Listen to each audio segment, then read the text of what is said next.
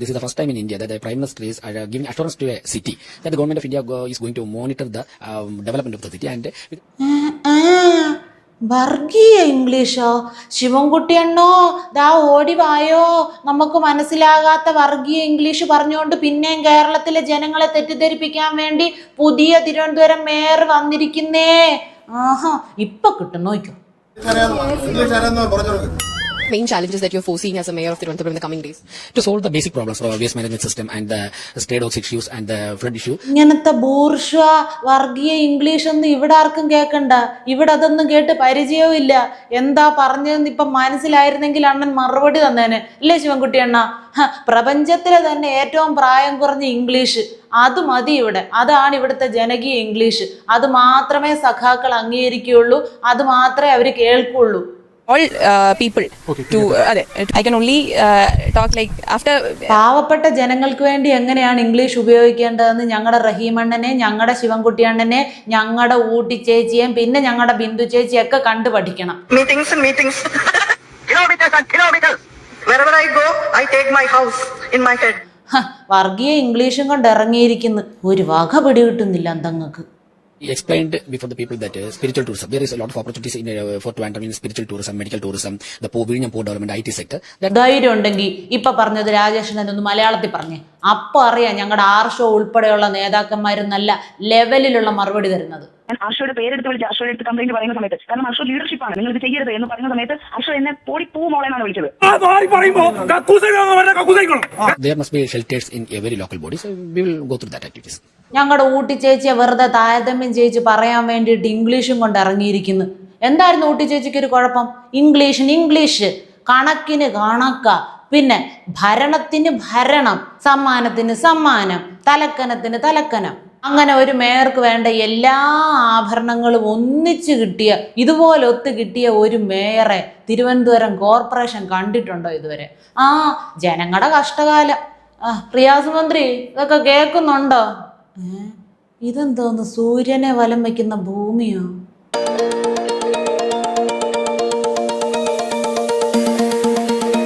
ഇനി സൽമാൻ ഖാന്റെ മൂലത്തിന്റെ ചോട്ടിൽ നിന്ന് കറങ്ങിയാൻ എത്ര കോടിയാണോ കേരളത്തിന് ചെലവായത്?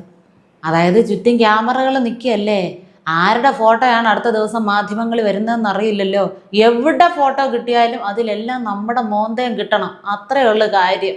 ഒരു കണക്കിന് കഷ്ടം തന്നെ, എന്തൊക്കെ അധ്വാനമാ. വകുപ്പ് റീൽസായി പോയില്ലേ, കഷ്ടപ്പെട്ടേ പറ്റൂ.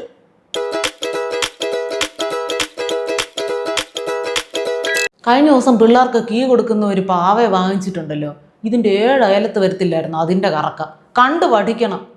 മറ്റേ മീൻചട്ടിയും കൊണ്ട് പോകുമ്പോൾ പൂച്ച ബാക്കിൽ നിന്ന് കറക്റ്റായിട്ട് മണം പിടിച്ച് വരുമല്ലോ, അതുപോലെ ഉണ്ട്. കൊള്ളാം. ഈ കാര്യത്തിലൊരു ഭാവിയുണ്ട്, കറക്കം. വട്ടം കറക്കാനും സ്വയം കറങ്ങാനും മിടുക്കനാണെന്ന് പൂർണ്ണമായിട്ടും തെളിയിച്ചിട്ടുണ്ട്. തിരുവനന്തപുരം കോർപ്പറേഷൻ ഏതവസ്ഥയിലെത്തിയാൽ ആരുടെയെങ്കിലും ഒക്കെ ബാക്കിൽ കറങ്ങി നടന്നാണ് അങ്ങ് ജീവിച്ചോളും. എൻ്റെ പൊന്ന് റിയാസ് അണ്ണ, കറങ്ങി അവിടെങ്ങാനും അടിച്ചും തല്ലി വീണ, തല കറങ്ങി വീണിട്ട് ചികിത്സിച്ചതിൻ്റെ പേര് പിന്നെയും കോടികൾ ഞങ്ങൾക്ക് നഷ്ടമാകും. അതുകൊണ്ട് സൽമാൻ ഖാനോട് അറിയാവുന്ന ഭാഷയിൽ പറഞ്ഞ് മനസ്സിലാക്ക്. നമുക്ക് രണ്ടുപേർക്ക് കൂടെ ചേർന്ന് നിന്ന് ഒരു 10,000 ഫോട്ടോ എടുക്കാം. 1000 ജംഗ്ഷനുകളിൽ ഫ്ലെക്സ് പതിപ്പിക്കാനുള്ളതാണ്. അത് റീൽസ് ആയിട്ടും മറ്റു പല സാധനങ്ങളുമായിട്ട് സോഷ്യൽ മീഡിയയിലൊക്കെ ഇറക്കാനുള്ളതെന്ന് പറഞ്ഞാൽ പോരായിരുന്നോ? കഷ്ടം. സത്യം പറഞ്ഞോ, ഈ ക്യാമറയ്ക്ക് മുന്നിൽ ജീവിക്കാനാണ് അണ്ണൻ ഇഷ്ടപ്പെടുന്നതെങ്കിൽ വല്ല സീരിയലിലും എന്തെങ്കിലും ഒന്ന് ശ്രമിച്ചൂടെ?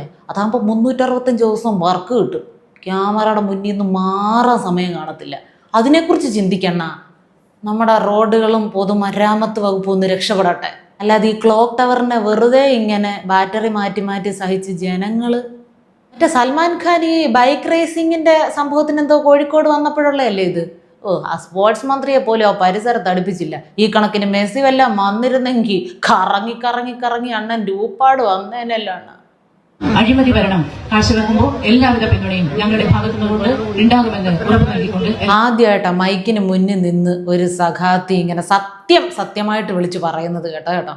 അഴിമതി ഭരണത്തിന് എല്ലാവിധ പിന്തുണയും ഉണ്ടാവും. അത് മനസ്സിൽ വെച്ച് വേണം പുതിയ ആളുകളൊക്കെ അവിടെ ഭരണത്തിനിറങ്ങാൻ. പഠിച്ചതല്ലേ പാടൂ, ചെയ്ത് ശീലിച്ചതല്ലേ നാവിൽ വരൂ. അവരെ ആരും കുറ്റപ്പെടുത്തരുതേ. തലച്ചോറിൽ മനസ്സിലുമായിട്ട് വ്യാപിച്ചു കിടക്കുന്ന ഒറ്റ സംഗതിയേ ഉള്ളൂ: അഴിമതി നടത്തണം, പണം ഉണ്ടാക്കണം. അഴിമതി, പണം. അപ്പോൾ ആ ഒരു സംഗതിയെ നാക്കിലൂടെയും പുറത്തു വരുള്ളൂ. പിന്നെ ഈ നാഴികയ്ക്ക് 40 വട്ടം ആവർത്തിക്കുന്ന പ്രവൃത്തിയെ നാക്കുപിഴയെന്നൊന്നും പറഞ്ഞ് മാധ്യമങ്ങൾ കുറച്ച് കാണുകയും ചെയ്യരുത്. അവരുടെ ആത്മാർത്ഥതയെ നിങ്ങൾ ചോദ്യം ചെയ്യരുത്. പിന്നെ ഇത് തിരുത്താൻ ഗോവിന്ദൻ മാസ്റ്റർ ഇറങ്ങാൻ സാധ്യതയുണ്ട്. അതുപോലെ തന്നെ പുതിയ മേയറുടെ ഇംഗ്ലീഷ്, രാജേഷ് അണ്ണൻ്റെ ഇംഗ്ലീഷ്, അത് AI നിർമ്മിതമാണെന്നും പറയും. കഴിഞ്ഞ ദിവസം മുഖ്യമന്ത്രിയും മറ്റേ പോറ്റിയും കൂടെ നിൽക്കുന്ന പടം കാണിച്ചല്ലോ, അത് AI നിർമ്മിതമാണെന്ന് പറഞ്ഞിരുന്നു. AI ഇപ്പോൾ ഉള്ളത് കൊണ്ട് ഗോവിന്ദൻ മാസ്റ്റർക്ക് പണ്ടത്തെ പോലെ തത്വങ്ങളും സിദ്ധാന്തങ്ങളും ഒന്നും വിശദീകരിച്ച് നാക്കിനെ മെനക്കെടുത്തണ്ട. നമുക്കിതായിട്ട് യാതൊരു ബന്ധമില്ല. അതല്ല മാസ്റ്ററേ, ഇപ്പം നമ്മുടെ തിരുവനന്തപുരം മേയറായിട്ടേ BJPയുടെ കേരളത്തിലെ ഫസ്റ്റ് മേയർ അധികാരം ഏറ്റപ്പോൾ തന്നെ ആദ്യം ഒപ്പുവെച്ച ഫയൽ ഏതാണെന്നറിയോ? വയോജനങ്ങൾക്ക് വേണ്ടി 65 വയസ്സിന് മുകളിലുള്ള ആളുകൾക്ക് വേണ്ടി 50 ലക്ഷം രൂപ അനുവദിച്ചുകൊണ്ടുള്ള ഫയൽ. അതിലായിരുന്നു ഒപ്പുവെച്ചത്. ഇങ്ങനെ മുടങ്ങിക്കിടന്ന കാര്യങ്ങളെല്ലാം പെട്ടെന്ന് സ്മൂത്തായിട്ടങ്ങ് നടപ്പിലാക്കിയാൽ, അതുപോലെ തന്നെ നമ്മുടെ പണ്ടത്തെ സംഗതികളൊക്കെ വലിച്ച് പുറത്ത് കൊണ്ടുവന്ന ഇച്ചിരി കൂടുതൽ വിയർക്കേണ്ടി വരും. AIയിലൊന്നും നിൽക്കില്ല കേട്ടോ. പിന്നെ ജനകക്ഷ സർക്കാരിൻ്റെ വേറെന്തോ ഒരു പദ്ധതി പുറത്തിറക്കുന്നെന്ന് പറഞ്ഞ് അടുത്ത കോടികൾ പൊടിക്കാൻ വേണ്ടി നാടിനൊപ്പോ വീടിനൊപ്പോ ആർക്കൊപ്പം? എന്താണേലും നിങ്ങളുടെ പോക്കറ്റിനൊപ്പം ആണെന്നറിയാം. വെറുതെ എന്തിനാ?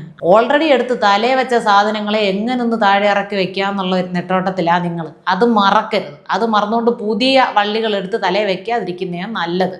അതുപോലെ തന്നെ നേറ്റിവിറ്റി കാർഡ്, ഇതൊക്കെ വല്ല നടക്കുന്ന കാര്യമാണ്. എങ്ങനെങ്കിലും 10 വോട്ട് ഉണ്ടാക്കണമെന്നും പറഞ്ഞ് ഒരു സാധ്യതയില്ലാത്ത കാര്യങ്ങൾ ചുമ്മാ പറഞ്ഞ് വീണ്ടും ജനങ്ങളുടെ കോടിക്കണക്കിന് രൂപ പൊടിച്ചാൽ ഇപ്പം കിട്ടിയതിൻ്റെ ഇരട്ടി പണി കിട്ടുകയുള്ളൂ. നിങ്ങളൊന്നും ചെയ്യാതെ മിണ്ടാതെ ഒരു പുതിയ പദ്ധതികളും കൊണ്ടുവരാതെ ഒരു മൂലയ്ക്ക് ഇരുന്നാൽ ചിലപ്പോൾ 5-6 വോട്ട് കിട്ടും. അപ്പോൾ ഏതായാലും കുഞ്ഞുവാവ വീട്ടിലിരുന്ന് ന്യൂ ഇയറിന് പടക്കം പൊട്ടിച്ചൊക്കെ ആഘോഷിക്കട്ടെ. പക്ഷെ എന്തൊക്കെ പറഞ്ഞാലും ഇന്നലെ തിരുവനന്തപുരം കോർപ്പറേഷനിൽ മേയറുടെ സത്യപ്രതിജ്ഞാ ചടങ്ങിൻ്റെ സമയത്തൊക്കെ ഉണ്ടല്ലോ, അതിനെ തുടർന്നുള്ള അടുത്ത മണിക്കൂറുകളിലും നമ്മുടെ മുഖ്യ സഖാക്കന്മാരുടെ എല്ലാം സമൂഹ മാധ്യമ പേജുകളൊക്കെ വളരെ നിശബ്ദമായിരുന്നു. എല്ലായിടത്തും നിശബ്ദത. പിന്നെ ഒരു 10 മിനിറ്റ് കഴിഞ്ഞപ്പോൾ ബുൾഡോസർ കൊണ്ട് പാവപ്പെട്ട മുസ്ലിങ്ങളുടെ വീടുകളിൽ നിന്ന് സ്ഥലമൊക്കെ ഇടിച്ചു കളഞ്ഞ കുറച്ച് വാർത്തകൾ കിട്ടി. അതിനെ സംബന്ധിച്ചുള്ള കുറച്ച് ഫോട്ടോസ് കിട്ടി. പെട്ടെന്ന് സമയം കളയാതെ അത് പോസ്റ്റ് ചെയ്തിട്ടുണ്ട്. അങ്ങനെ അവർ കഷ്ടപ്പെടുന്നുണ്ട്. അന്വേഷണാത്മകമായിട്ടുള്ള അധ്വാനം നടക്കട്ടെ, ഫലം കാണട്ടെ. കാറലോ രക്ഷതു.